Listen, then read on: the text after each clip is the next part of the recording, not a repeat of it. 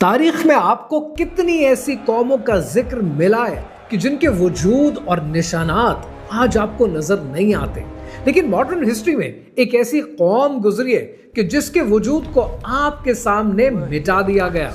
अगर आप modern history का एक पुराना नक्शा उठाकर देखें जो कि डच का बनाया हुआ 1690 का दुनिया का नक्शा है, तो इस दुनिया के नक्शे पर एक रियासत आपको जगमगाती हुई नजर आएगी, कैस्पियन से लेकर पैसिफिक तक, और इस रियासत का नाम है इंपीरियम मैग्ना टार्टेरिया।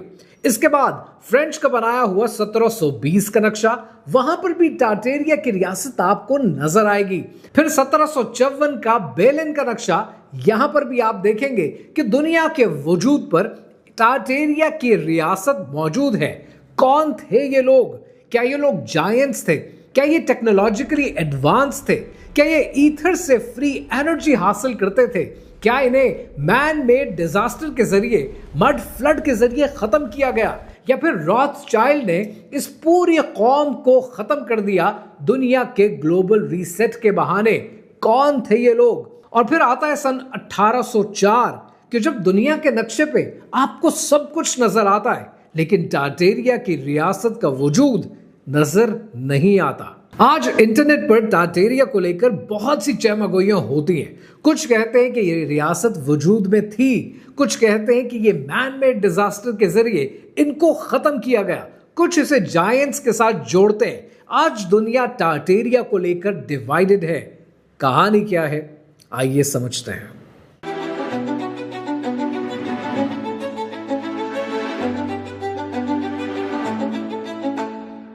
आप जहां बैठे ये वीडियो देख रहे हैं, एक मिनट के लिए इमेजिन करें कि जहां आप मौजूद हैं, आप इस वक्त यहां मौजूद नहीं हैं। आप आज से कई साल पहले सन 1893 में मौजूद हैं और आप मौजूद हैं शिकागो में। शिकागो के जैक्सन पार्क में एक बहुत बड़ा इवेंट ऑर्गेनाइज किया जाता है। इस एग्जीबिशन में 4 करोड़ से ज्यादा लोग इस एग्जीबिशन को अटेंड करते हैं, क्योंकि ये एग्जीबिशन अपनी नौयत का एक अनोखा एग्जीबिशन है। जब लोग इस एग्जीबिशन पे आते हैं तो वो देखकर हैरान रह जाते हैं कि पूरा व्हाइट सिटी के नाम से एक शहर मौजूद है। उस शहर में जैसे ही वो एंटर करते हैं, वो देखकर हैरान रह जाते हैं कि 1893 में 10,000 से ज्यादा इलेक्ट्रिक लाइट बल्ब्स इस शहर में जगमग कर रहे हैं, और साथ ही साथ इस शहर के अंदर जो इमारतें हैं वो देखने से ताल्लुक रखती हैं, क्योंकि इंसानों ने इससे पहले इतनी खूबसूरत और इतनी ह्यूज इमारतें कभी नहीं देखी थी। जितनी ह्यूमन टेक्नोलॉजी और कंस्ट्रक्शन की टेक्नोलॉजी थी, उससे शायद इन इमारतों को इमेजिन करना भी इंतहाई मुश्किल था। इतने बड़ी बड़ी इमारतें, इतने बड़े बड़े डोम। तो जो 4 करोड़ विजिटर्स इस इवेंट पे आए, उनकी जबान पर पहला सवाल ऑर्गेनाइजर्स के लिए यही आया कि ये सब कुछ कितने अरसे में बनाया, जिस पर ऑर्गेनाइजर्स ने बताया कि ये सब कुछ तो हमने 1891 में शुरू किया और आज 1893 में आपके सामने, यानी सब कुछ 2 साल में बनाया। तो सब विजिटर्स का दूसरा सवाल ये था कि ये कैसे बनाया? इस तरह के डोम, इस तरह के मीनार, इस तरह की बिल्डिंग्स, इस तरह की सड़कें हमने पहले कभी नहीं देखी। लेकिन इसके जवाब में ऑर्गेनाइजर्स के पास कोई जवाब नहीं होता। और फिर अचानक 1894 में आग लग जाती है व्हाइट सिटी में, और व्हाइट सिटी की तमाम बिल्डिंग्स जल जाती हैं। जो लोग आज इंटरनेट पर मौजूद हैं और टार्टेरिया की थ्योरीज पर यकीन रखते हैं, उनका कहना यह है कि ये सब कुछ वो इमारतें थीं जो टार्टेरियंस ने, जायंट्स ने बना रखी थीं। सिर्फ आज के इंसान ने उनको डिस्कवर किया है, मड फ्लड के बाद, सफाई के बाद उनको सामने लेकर आए हैं, और आज इस टेक्नोलॉजी को बनाने का फॉर्मूला दुनिया के पास मौजूद नहीं है। ये हमारा बनाया हुआ काम नहीं है, ये जायंट्स का बनाया हुआ काम है। लेकिन क्या ये कहानी सिर्फ 1893 से और सिर्फ शिकागो से वाबस्ता है? हरगिज नहीं। इस कहानी का आगाज होता है लंदन से। आज से 300 साल पहले यूनाइटेड किंगडम के शहर लंदन में एक इमारत का इफ्तिताह किया जाता है। इस इमारत का नाम है सेंट पॉल्स कैथीड्रल। वैसे तो ये एक इबादत गाह है, लेकिन ये इमारत देखने से ताल्लुक रखती है। आपका कभी लंदन जाना हो तो इस इमारत को जरूर देखिएगा, क्योंकि जैसे ही आपकी नजर इसके कंस्ट्रक्शन स्टाइल पे पड़ेगी, आप हैरान हो जाएंगे और आपकी जबान से बेख्तियार निकलेगा कि इंसान ऐसी चीज कैसे बना सकता है। इस इमारत के अंदर जाकर आपको जो पहला एहसास होगा वो ये कि इसकी छत की हाइट 365 फुट है। इसके जो डोम है उस डोम को ज्योमेट्री के पाए रेशो की बेसिस पे बनाया गया है। और अगर आप सेंट पॉल्स कैथीड्रल में खड़े होकर कोई भी आवाज देंगे तो वो 107 फुट तक जाती है। कहने वाले कहते हैं कि इसके अंदर दी जाने वाली आवाज 110 हर्ट्ज पे सुनाई देती है, यानी वो फ्रीक्वेंसी कि जिस पर इंसान का सोल हील होना शुरू हो जाता है। लेकिन सवाल यह है कि इतनी खूबसूरत नक्शो निगारी वो भी आज से 300 साल पहले, जब इंसान के पास कंस्ट्रक्शन की ऐसी टेक्नोलॉजी मौजूद नहीं थी, तो ये किसने बनाया? कहने वाले कहते हैं कि ये आज के इंसान ने नहीं बनाया, ये काम टार्टेरियंस का है, जो अपनी रियासत में तो रहते थे लेकिन दुनिया के जगह जगह पर मौजूद एनर्जी पॉइंट्स का कंट्रोल अपने हाथ में रखते थे। इसीलिए उन्होंने ऐसी इमारतें बनाई जो आपकी समझ से बाहर है। वरना आज दुनिया में एक ऐसी रियासत कि जो 1,20,00,000 स्क्वायर किलोमीटर पर फैली हो, कि जिसका जिक्र दुनिया के 214 नक्शों पे तो हो, लेकिन उसके बाद एकदम से उसका जिक्र होना बंद हो जाए। एक ऐसी रियासत जो फ्री एनर्जी पर यकीन रखती थी और उनकी हर बिल्डिंग एनर्जी को हार्नेस करती थी, यानी टार्टेरियंस की बनाई हुई बिल्डिंग्स आसमान से बिजली को हासिल करती थी, फ्री एनर्जी को हर तरफ सर्कुलेट करती थी और एडवांस टेक्नोलॉजी पर यकीन रखती थी। और फिर अचानक 1804 के बाद इनका जिक्र होना तक बंद हो जाता है। सिर्फ शिकागो या लंदन तक रिस्ट्रिक्टेड है? हरगिज नहीं। थोड़ा सा कहानी को आगे लेके चलते हैं और देखते हैं टार्टेरियंस ने और कौन कौन से कमाल कर रखे हैं नेदरलैंड्स में। अभी तक आपको सुनकर यह लग रहा होगा कि टार्टेरियंस एक ऐसी कौम है जो रहती तो रशिया, चाइना, साइबेरिया की तरफ थी, लेकिन इनका कनेक्शन पूरी दुनिया में मौजूद था। इसी तरह की एक और कहानी जो आपके लिए बड़ी दिलचस्प है वो ये कि नेदरलैंड्स के अंदर फोर्ट बोर्टांज मौजूद है। जब आप उसका एरियल व्यू देखते हैं तो आप हैरान रह जाते हैं कि जिस पैटर्न के ऊपर बिल्डिंग्स को कंस्ट्रक्ट किया गया है, ये उस दौर का इंसान करता ही नहीं था। और ये दौर बहुत पुराना दौर नहीं है, ये दौर सन 1500, 1600 और 1700 का दौर है, क्योंकि सन 1800 आते आते हमने तो टार्टेरिया का जिक्र किताबों से ही निकाल दिया। लेकिन नेदरलैंड्स के फोर्ट बोर्टांज के अलावा आपको ऐसी कितनी इमारतें मिलती हैं कि जिसके अंदर इटली का पल्मनोवा भी शामिल है और फ्रांस का लिटिल सिटाडेल। अब फ्रांस के इस लिटिल सिटाडेल के नीचे आपको ऐसी सुरंगें मिलती हैं कि जिसके बारे में कहने वाले कहते हैं कि ये फ्री एनर्जी के ग्रिड थे, कि जहां से एनर्जी को हासिल किया जाता था। हर इमारत अपनी बिजली ईथर से हासिल करती थी और आसमानों से हासिल करने के बाद इस फ्री एनर्जी के जरिए टेक्नोलॉजिकल एडवांस टूल्स यूज किए जाते थे। लेकिन ये कहानी चंद शहरों तक रिस्ट्रिक्टेड हरगिज नहीं है। अगर आप सियाटल और एडिनबरा की पुरानी तस्वीरें देखें, आपकी अकल माऊफ हो जाएगी। आप हैरान हो जाएंगे कि आज जो सियाटल में, आज जो एडिनबरा में घर मौजूद हैं, उनको जब खोदा गया तो उनको ये पता चला कि इन घरों के नीचे यहीं पर सेम प्लेस पर घर मौजूद थे। आज आप देखते हैं बहुत सी खिड़कियां ऐसी हैं जिनको हमने बेसमेंट कह दिया, लेकिन किसी जमाने में ये उस घर का फर्स्ट फ्लोर होती थी। यानी इसका मतलब ये है कि इन बिल्डिंग्स के नीचे, इन शहरों के नीचे पूरे पूरे शहर मौजूद थे जो शायद मिट्टी में कहीं दब गए। तो शायद ये कहानी एक मड फ्लड की है जो शायद ह्यूमन मेड था, मैन मेड डिजास्टर था, कि जिसके जरिए इंसानों को मिट्टी में दबाया गया, उनकी टेक्नोलॉजी को खत्म किया गया ताकि एक नई कौम उभर कर सामने आए। इसका मतलब तो ये भी हो सकता है कि आज जो गोरे दुनिया में मौजूद हैं, जो गोरी चमड़ी मौजूद है, ये शायद ये सब कुछ बनाने के काबिल नहीं थे। शायद कहने वाले सही कहते हैं कि ये वो कैल्टिक्स थे जो पहाड़ों से निकल कर आए और सब कुछ बना बनाया इनकी आंखों के सामने था। क्योंकि अगर आज आप किसी गोरे से ये पूछें कि ये जो पार्लियामेंट बना रखी है यूके की, ये जो सेंट पॉल्स कैथीड्रल बना रखा है, ये जो इतनी खूबसूरत बिल्डिंग्स बना रखी, कैसे बनाई है, तो वो कहते हैं कि ये हमने सारा स्टोन एंड चिजल वर्क किया है। फिर आपका सवाल ये होता है, तो क्या ये आर्ट आज दुनिया में मौजूद है? तो वो कहते हैं कि नहीं, ये आर्ट तो ख़त्म हो गया और हमें नहीं पता कि ये किन टूल्स से हमने बनाया है। तो अगर हमें अपना ही काम नहीं पता तो इसका मतलब ये किसी और ने बनाया है। सन 1868 में ओहायो वैली के अंदर जो एक्सकवेशन की गई, उस एक्सकवेशन के नतीजे में जो ममीज डिस्कवर की गई वो उन जायंट्स की ममीज हैं जो 8-8, 10-10 फुट के रेड हेयर ममीज थे। यानी वो कौम थी कि जिनके कद बड़े लंबे हुआ करते थे और शायद इसी वजह से उस दौर में बनने वाली जितनी बिल्डिंग्स थी वो 23-23 फुट के दरवाजे रखा करती थी। अब यहाँ पर नेचुरली सवाल आता है कि आज आप जितनी बड़ी बड़ी पुरानी इमारतें देखते हैं जिनमें से बहुत सी आज भी कायम हैं, अमेरिका में मौजूद हैं, यूके में मौजूद हैं, यूनाइटेड स्टेट्स के अलावा यूरोप में फैली हुई हैं, इवन आप सेंट पॉल्स कैथीड्रल की बात कर लें, इनके दरवाजे इतने ऊंचे क्यों रखे जाते थे? शायद टार्टेरियंस कद में ज्यादा लंबे थे और उनको एडजस्ट करने के लिए इमारतें बनती थी।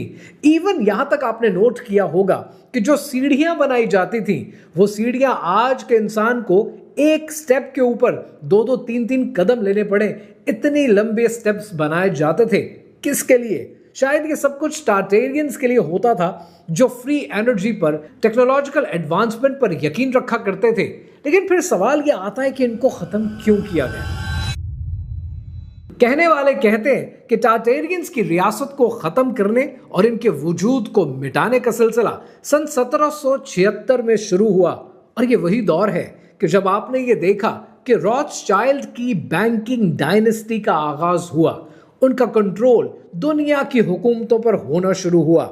कहने वाले ये भी कहते हैं कि रॉथस्चाइल्ड टार्टेरियंस को इसलिए खत्म करना चाहते थे क्योंकि टार्टेरियंस टेक्नोलॉजिकली एडवांस थे, टार्टेरियंस फ्री एनर्जी पर यकीन रखते थे, टार्टेरियंस अपने रिसोर्सेस को शेयर करते थे, दुनिया के साथ बांटते थे। और अगर ऐसी कौम खत्म ना की जाए तो वो कभी भी करेंसी के चक्कर में नहीं पड़ेगी, कर्जे के चक्कर में नहीं पड़ेगी, यानी इन अदर वर्ड्स स्लेवरी के चक्कर में नहीं पड़ेगी। और ऐसी कौम को कंट्रोल करना और फिर दुनिया को कंट्रोल करना मुश्किल हो जाएगा। और फिर एक मैन मेड डिजास्टर क्रिएट किया जाता है जिसका नाम है मड फ्लड। और इस मड फ्लड के सबूत आपको दुनिया के कई शहरों में नजर आते हैं कि जहां पर सियाटल शामिल है, एडिनबरा शामिल है, कि घरों के घर दब जाते हैं। और फिर कैल्टिक्स की ये कौम जो पहाड़ों में छुपी हुई थी, टेक्नोलॉजिकली एडवांस नहीं थी, ये बाहर आती है और दुनिया के रिसोर्सेज पर कब्जा कर लेती है। और उसके बाद वो ब्रिटिश राज शुरू होता है जो दुनिया में फैलते हुए आपने भी देखा।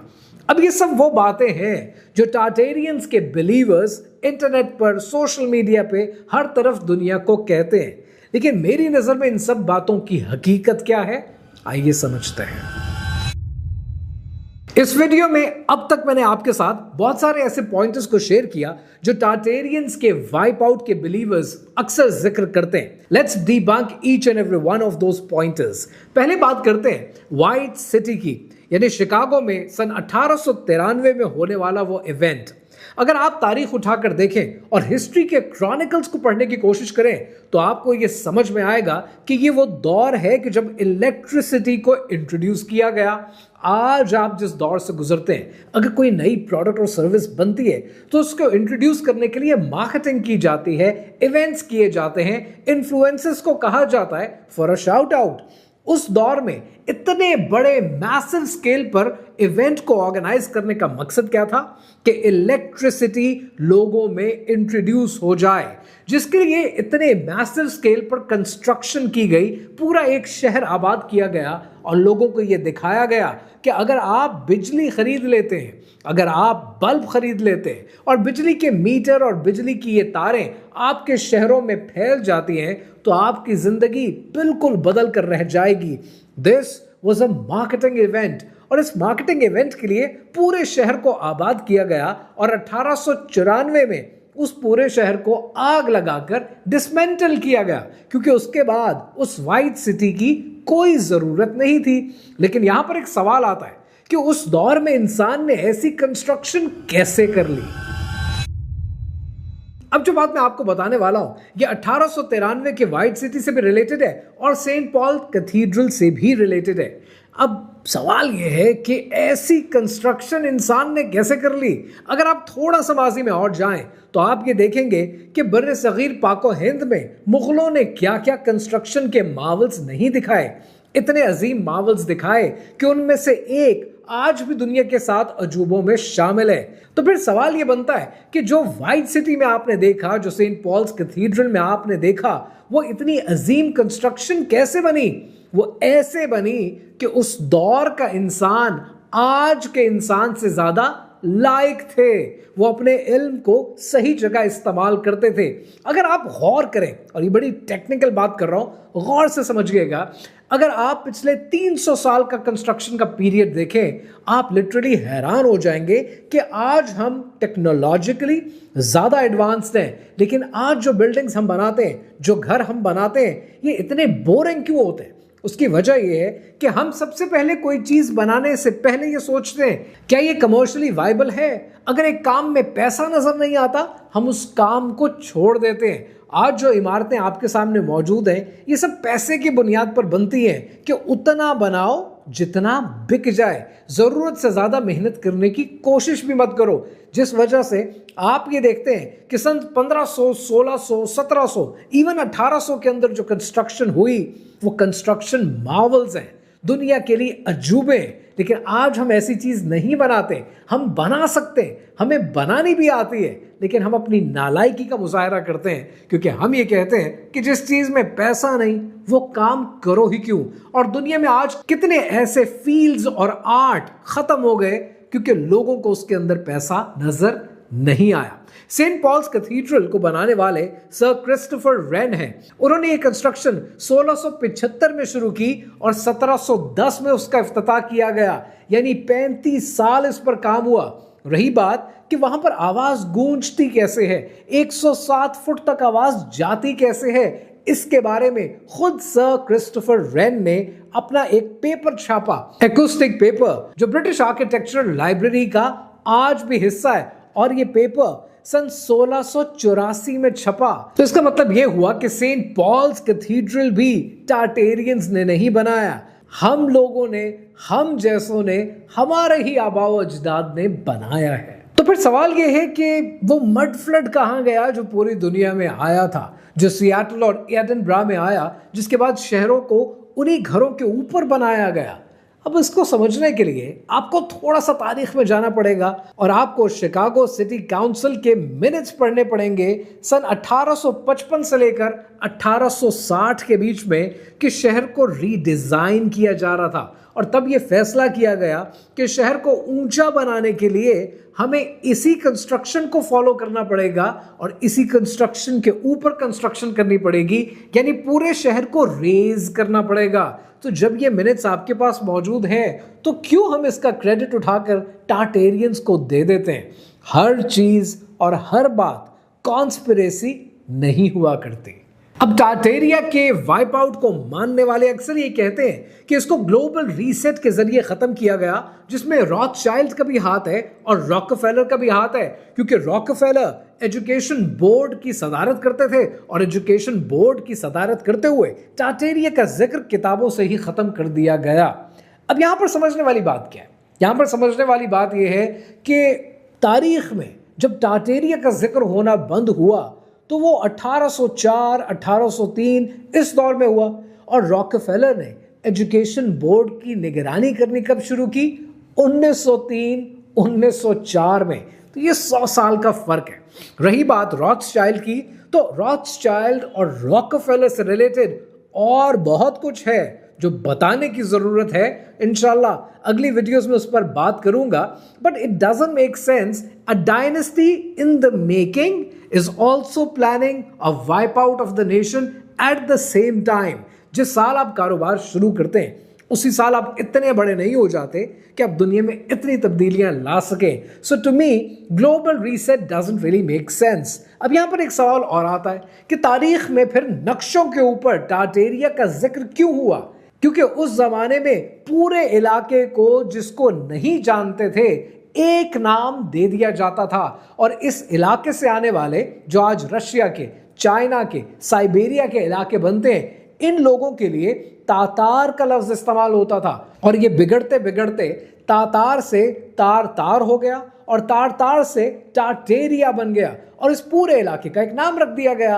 और फिर सन 1804 में जब रशिया उभर कर सामने आया, फिर तारीख में आपने देखा कि चाइना उभर कर सामने आया, साइबेरिया के इलाके अलग होना शुरू हुए, तो फिर इन मुल्कों का नाम आपको नजर आता है। और ये बात रशियन क्रोनोलॉजिकल हिस्ट्री में भी आपकी नजर से गुजरती है, क्योंकि वो अपनी तारीख इनकी तारीख से जोड़ते हैं। और फिर आखिरी सवाल ही जहन में आता है कि फिर उन जायंट्स का क्या जिक्र है कि जिनकी ममीज डिस्कवर हुई? क्या वो टार्टेरियंस थे? क्या वो एडवांस टेक्नोलॉजी रखा करते थे? तो उस पर मेरा मानना यह है कि जायंट्स का एक तवील जिक्र होना बनता है, और वो जब तक तवील जिक्र नहीं होगा आपको शायद वो बात समझ नहीं आएगी। तो उसका जिक्र करूंगा मैं किसी और वीडियो में। अब आप टार्टेरिया पर यकीन रखना चाहते हैं, आप रखें। आप यकीन नहीं करना चाहते, आप यकीन मत करें। यह फैसला मैं आप पर छोड़ता हूं। लेकिन एक सवाल है जिसको समझना शायद बहुत जरूरी हो जाएगा कि टार्टेरियंस जैसे लोगों को वाइप आउट किया गया या नहीं किया गया, ये तो बात की बात है। लेकिन इसी इलाके से एक और कौम उठी थी जिसने दुनिया की ईंट से ईंट बजा दी थी, और उस कौम को हम मंगोल कौम कहते हैं और उसके लीडर को चंगेज खान कहते हैं। ये तो सब जानते हैं कि चंगेज खान ने बगदाद की लाइब्रेरीज को जला दिया, लेकिन चंगेज खान का हाथ फिर कैसे रोका गया? कैसे मुसलमान दोबारा ताकत में आए और ये मुसलमानों के इक़्तिदार के नए दौर का सिलसिला कैसे शुरू हुआ? और ये कहानी अभी बाकी है।